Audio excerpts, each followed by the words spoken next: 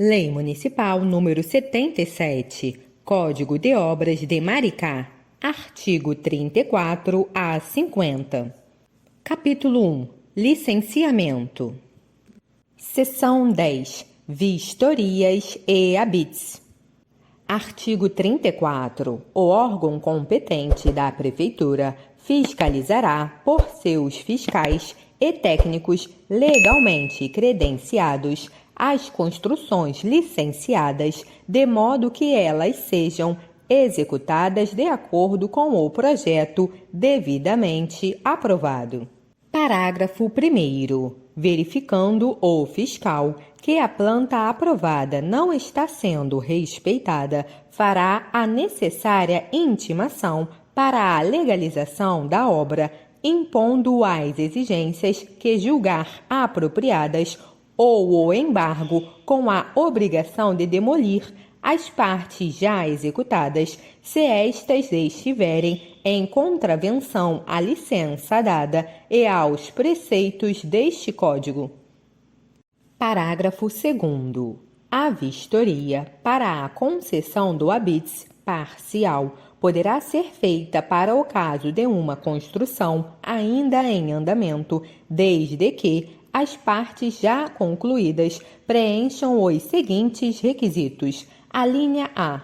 Não ofereçam perigo para o público. A linha B. Não apresentem inconveniente para a habitação. A linha C. Tenham o seu acesso completamente desimpedido. Parágrafo 3º. Nenhum prédio novo será habitado sem que proceda à vistoria e se expeça o habites total ou parcial, uma vez verificado que a obra está de acordo com o projeto. Parágrafo 4º. O habites deverá ser solicitado através de requerimento próprio, juntamente com uma cópia do projeto aprovado, uma guia do IBGE e habites de outros órgãos, quando for o caso.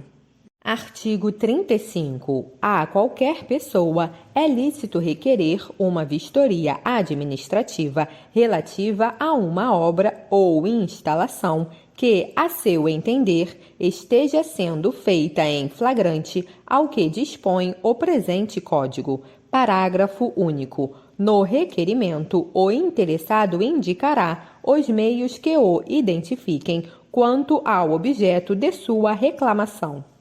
Seção 11. Numeração.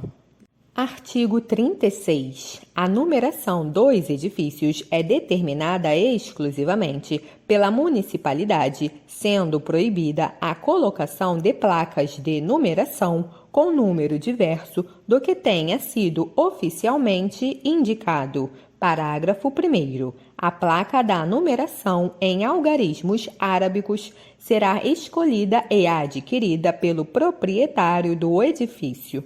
Parágrafo 2º. O número deverá ser colocado no edifício em lugar facilmente visível do logradouro. Artigo 37. A numeração dos edifícios corresponderá à distância em metros inteiros medida ao longo do eixo do logradouro, desde o ponto de origem até a primeira divisa do imóvel, arredondando-se para obter número par ou ímpar. Parágrafo 1º.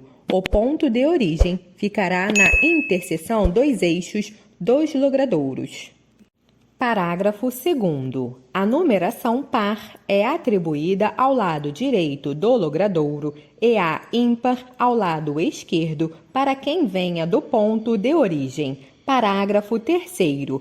Os edifícios situados nas esquinas terão a numeração pela rua onde estiver a entrada social principal. Parágrafo 4º. Os edifícios não situados nas esquinas, construídos em lotes com frente para mais de um logradouro, receberão número de acordo com a norma abaixo. A linha A, pela rua onde estiver a entrada principal. A linha B, quando a entrada principal for lateral, pela rua que ficar à direita de quem entra no edifício. A linha C, quando possuindo duas entradas de igual importância pela rua considerada mais importante. Parágrafo 5º. A aplicação da numeração, segundo esse artigo, será feita, em primeiro lugar, nos novos loteamentos, nas novas vias e em qualquer tipo de logradouro público ou particular a ser entregue ao uso público. Parágrafo 6º. Nas vias existentes, os edifícios continuarão a ser numerados pelo método anteriormente empregado até que, pela municipalidade, seja mandado aplicar o novo método. Artigo 38. Nos lotes onde existirem mais de uma edificação, todas receberão o mesmo número da entrada, acrescido do número de ordem 1, 2, 3, abre parênteses, bloco ou casa, fecha parênteses. Artigo 39. Quando a abertura de novas vias absorver vias antigas, a numeração será unificada, tendo como ponto de origem o início da nova via formada. Artigo 40. A numeração em um logradouro será sempre contínua, mesmo que haja mudança de nome em algum trecho. Artigo 41. O pavimento ao nível do solo, seja qual for sua destinação, será sempre o primeiro pavimento a numerar, iniciando-se com o número 101, o que for numerado. Artigo 42. Os pavimentos subsequentes serão numerados sucessivamente, de maneira a dar noção de altura, seja também qual for a sua destinação, iniciando-se a numeração com a dezena 01. Artigo 43. Os prédios com acessos por ruas em níveis diferentes terão numerados os pavimentos que ficarem ao nível da entrada principal, seja qual for sua destinação, como 101, e os que ficarem abaixo terão a numeração em ordem crescente e acrescidas da letra S. Parágrafo único. Quando houver pavimentos no subsolo, a numeração será acrescida das letras SS, abre parênteses, subsolo, fecha parênteses.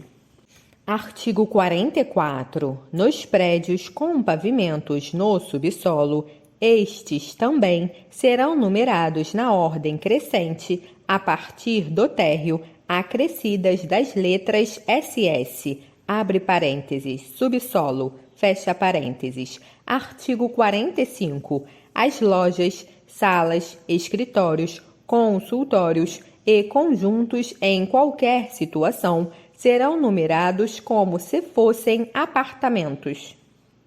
Artigo 46. A numeração dos apartamentos, lojas, salas, escritórios, consultórios e conjuntos será sempre feita continuamente e no sentido do movimento dos ponteiros do relógio. Artigo 47. Nos casos de anexação de apartamentos, lojas, salas, escritórios, consultórios, conjuntos, prevalecerá o número mais baixo. Artigo 48. Quando houver desmembramento, as novas unidades ficarão, com o mesmo número, acrescidos das letras A, B, C. Artigo 49. Não receberá numeração, e sim placa de identificação, o apartamento do zelador e as dependências do condomínio. Artigo 50. A numeração dos pavimentos, apartamentos, lojas, salas, escritórios, consultórios e conjuntos será parte integrante do projeto e só será aceita quando obedecer ao previsto neste Código.